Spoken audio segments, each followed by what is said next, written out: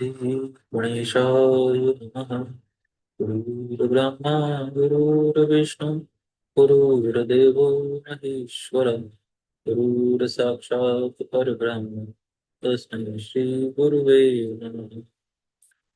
त्वमेव माता च पिता त्वमेव त्वमेव बन्धु च सखा त्वमेव त्वमेव विद्या द्रविणं त्वमेव त्वमेव सर्वं मम देव देव।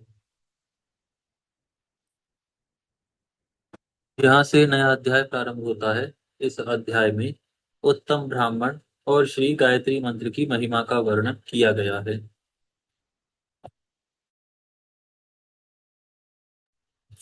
श्री भीष्म जी ने पूछा, विप्रवर, मनुष्य को भी देवत्व, सुख, राज्य, धन, यश, विजय, भोग, आरोग्य, आयु, विद्या, लक्ष्मी, पुत्र, बंधु वर्ग एवं सब प्रकार के मंगल की प्राप्ति कैसे हो सकती है, यह बताने की कृपा करें।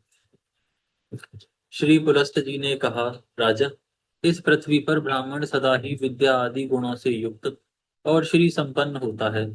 तीनों लोकों और प्रत्येक गुण में, प्रत्येक युग में ब्राह्मण देवता नित्य पवित्र माने गए हैं। ब्राह्मण देवताओं का भी देवता है। संसार में उनके समान दूसरा कोई नहीं है। वह साक्षात धर्म की मूर्ति है और इस पृथ्वी पर सबको मोक्ष प्रदान करने वाले हैं। ब्राह्मण सब लोगों के गुरु, पूज्य और तीर्थ स्वरूप मनुष्य हैं। ब्रह्मा जी ने उसे सब देवताओं के आश्रय बनाया है। पूर्व काल में नारद जी ने इसी विषय को ब्रह्मा जी से इस प्रकार पूछा था, ब्राह्मण, किसकी पूजा करने पर भगवान लक्ष्मीपति प्रसन्न होते हैं? ब्रह्मा जी बोले, जिस पर ब्राह्मण प्रसन्न होते हैं उस पर भगवान श्री विष्णु भी प्रसन्न हो जाते हैं। अतः ब्राह्मण की सेवा करने वाला मनुष्य पर ब्रह्म परमात्मा को प्राप्त होता है। ब्राह्मण के शरीर में सदा ही श्री विष्णु का निवास है, जो दान, मान और सेवा आदि के द्वारा प्रतिदिन ब्राह्मणों की पूजा करता है। उसके द्वारा मानो शास्त्रीय विधि के अनुसार उत्तम दक्षिणा से युक्त 100 यज्ञों का अनुष्ठान हो जाता है। जिसके घर पर आया हुआ विद्वान ब्राह्मण निराश नहीं लौटता, उसके संपूर्ण पापों का नाश हो जाता है तथा वह अक्षय स्वर्ग को प्राप्त होता है। पवित्र देश काल में सुपात्र ब्राह्मण को जो धन दान दान किया जाता है, उसे अक्षय जानना चाहिए। वह जन्म जन्मांतरों में भी फल देता रहता है। ब्राह्मणों की पूजा करने वाला मनुष्य कभी दरिद्र, दुखी और रोगी नहीं होता। जिस घर के आंगन ब्राह्मणों की चरण धूलि पड़ने से पवित्र एवं शुद्ध होते रहते हैं, वे पुण्य क्षेत्र के समान हैं। उन्हें यज्ञ कर्म के लिए श्रेष्ठ माना गया है। भीष्म जी, पूर्व काल में ब्रह्मा जी के मुख से पहले ब्राह्मणों का प्रादुर्भाव हुआ। फिर उसी मुख से जगत की सृष्टि और पालन के हेतुभूत वेद प्रकट हुए। अतः विधाता ने समस्त लोगों की पूजा ग्रहण करने के लिए और समस्त यज्ञों के अनुष्ठान के लिए ब्राह्मण के ही मुख में वेदों को समर्पित किया। पितृयज्ञ यानी श्राद्ध तर्पण, विवाह, अग्निहोत्र, शांति कर्म तथा सब प्रकार के मांगलिक कार्यों में ब्राह्मण सदा उत्तम माने गए हैं। ब्राह्मण के ही मुख से देवता हव्य का और पितृ कव्य का उपभोग करते हैं।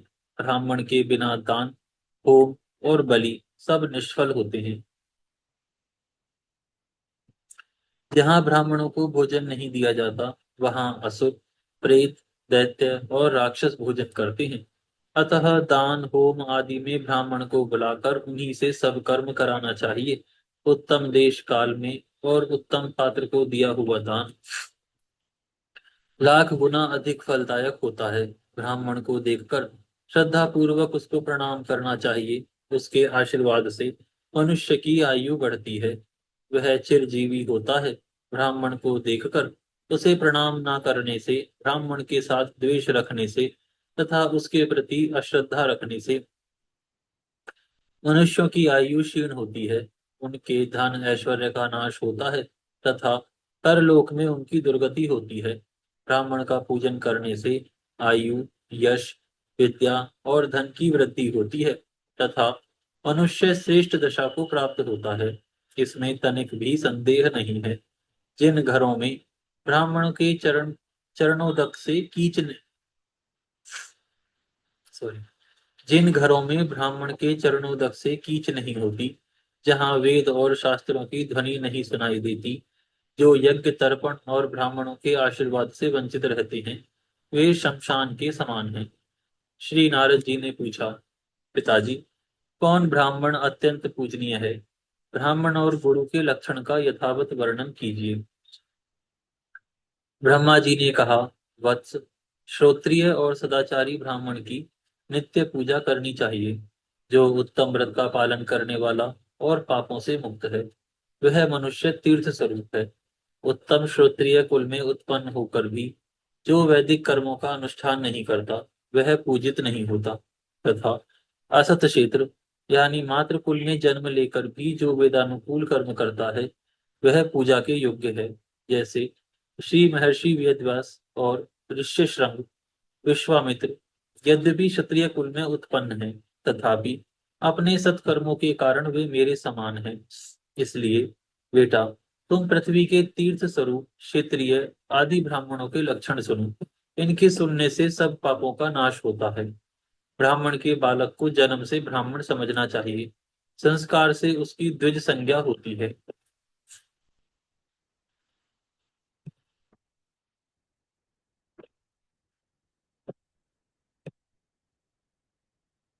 संस्कारों से उसकी द्विज संज्ञा होती है, तथा विद्या पढ़ने से वह विप्र नाम धारण करता है।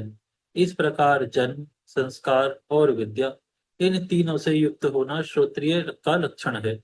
जो विद्या, मंत्र तथा वेदों से शुद्ध होकर तीर्थ स्नान आदि के कारण और भी पवित्र हो गया है, वह ब्राह्मण परम पूजनीय माना गया है।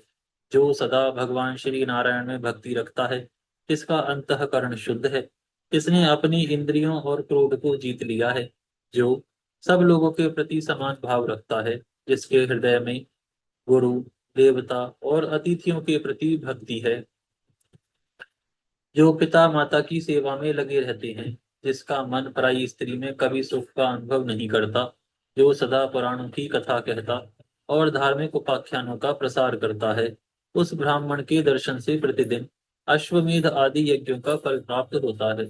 जो प्रतिदिन स्नान, ब्राह्मणों का पूजन तथा नाना प्रकार के व्रतों का अनुष्ठान करने से पवित्र हो गया है, तथा जो गंगा जी के जल का सेवन करता है, उसके साथ वार्तालाप करने से ही उत्तम गति की प्राप्ति होती है। जो शत्रु और मित्र दोनों के प्रति दया भाव रखता है, सब लोगों के साथ समता का बर्ताव करता है, दूसरे के धन, जंगल में पड़ा हुआ तिनका भी नहीं चुराता, काम और क्रोध आदि दोषों से मुक्त है, जो इंद्रियों के वश में नहीं होता, यजुर्वेद में वर्णित चतुर्वेदमयी शुद्ध तथा 24 अक्षरों से युक्त त्रिपदा गायत्री का प्रतिदिन जप करता है, तथा उसके भेदों को जानता है, वह ब्रह्म पद को प्राप्त होता है। श्री नारद जी ने पूछा, पिताजी, गायत्री जी का श्री गायत्री का क्या लक्षण है? उसके प्रत्येक अक्षर में कौन सा गुण है, तथा उसकी कुक्षी, चरण और गोत्र का क्या निर्णय है? इस बात को स्पष्ट रूप से बताइए। ब्रह्मा जी बोले, वत्स, श्री गायत्री मंत्र का छंद गायत्री और देवता सविता निश्चित किए गए हैं। गायत्री देवी का वर्ण शुक्ल, मुख अग्नि और ऋषि विश्वामित्र हैं। ब्रह्मा जी उनके मस्तक स्थानीय हैं। उनकी शिखा रुद्र और हृदय श्री विष्णु हैं। उनका उपनयन कर्म में विनियोग होता है। गायत्री देवी सांख्यायन गोत्र में उत्पन्न हुई हैं। तीनों लोक उनके तीन चरण हैं। पृथ्वी उनके उदर में स्थित है। पैर से लेकर मस्तक तक शरीर के 24 स्थानों में गायत्री के 24 अक्षरों का न्यास करके द्विज ब्रह्मलोक को प्राप्त होता है, तथा प्रत्येक अक्षर के देवता का ज्ञान प्राप्त करने से विष्णु जी का सायुज्य मिलता है। अब मैं गायत्री का दूसरा निश्चित लक्षण बतलाता हूँ। वह 18 अक्षरों का यजुर मंत्र है। अग्नि शब्द से उसका आरंभ होता है और स्वाहा के हकार पर उसकी समाप्ति। जल में खड़ा होकर इस मंत्र का 100 बार जप करना चाहिए। इससे करोड़ों पातक और उपपातक नष्ट हो जाते हैं, तथा जप करने वाले पुरुष ब्रह्म हत्या आदि पापों से मुक्त होकर मेरे लोक को प्राप्त होते हैं।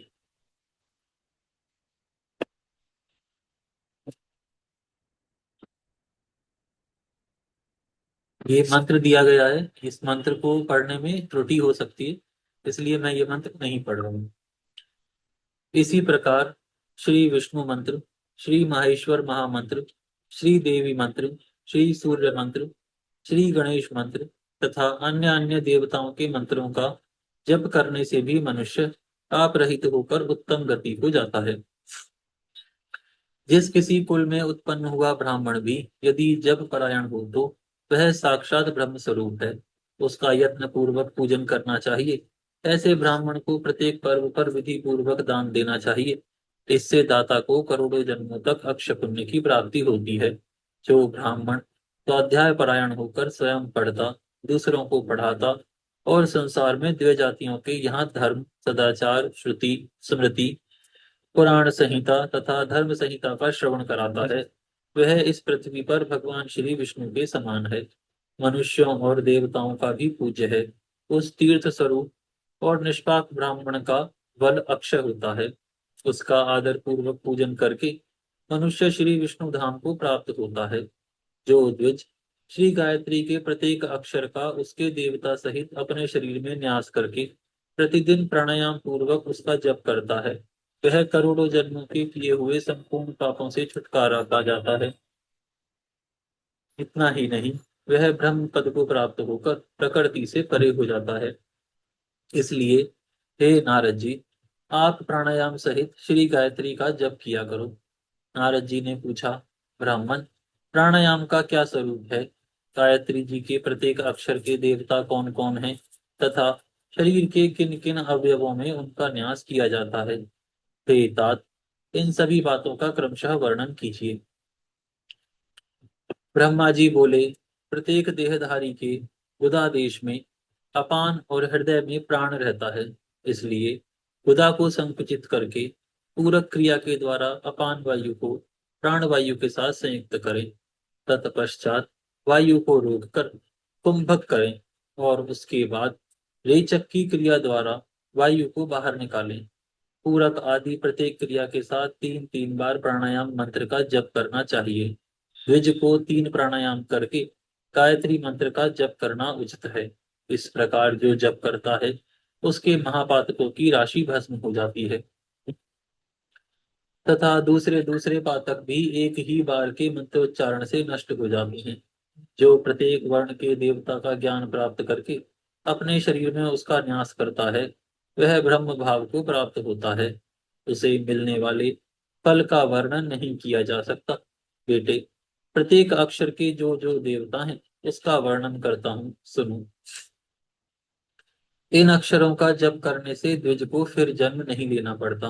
प्रथम अक्षर के देवता अग्नि, दूसरे के वायु, तीसरे के सूर्य, चौथे के वियत यानी आकाश, पांचवें के यमराज, छठे के वरुण, सातवें के बृहस्पति, आठवें के पर्जन्य, नवें के इंद्र, दसवें के गंधर्व, ग्यारहवें के पूषा, बारहवें के मित्र, तेरहवें के त्वष्टा, चौदहवें के वसु, पंद्रहवें के मरुदगण, सोलहवें के सोम, सत्रहवें के अंगिरा, अठारहवें के विश्वेदेव, उन्नीसवें के अश्विनी कुमार, बीसवें के प्रजापति, इक्कीसवें के संपूर्ण देवता, बाईसवें के रुद्र, तेईसवें के ब्रह्मा और चौबीसवें के श्री विष्णु हैं। इस प्रकार 24 अक्षरों के ये 24 देवता माने गए हैं।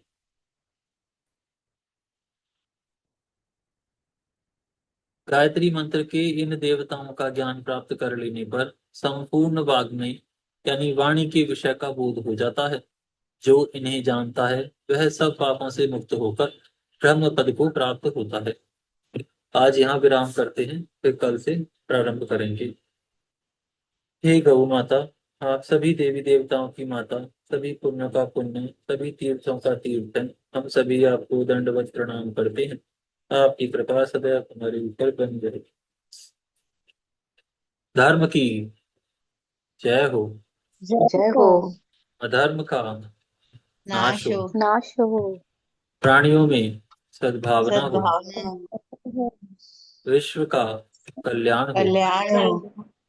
गौ माता, राष्ट्र माता, राष्ट्र माता गौ हत्या बंद हो। बंद हो। नमः पार्वती पतये।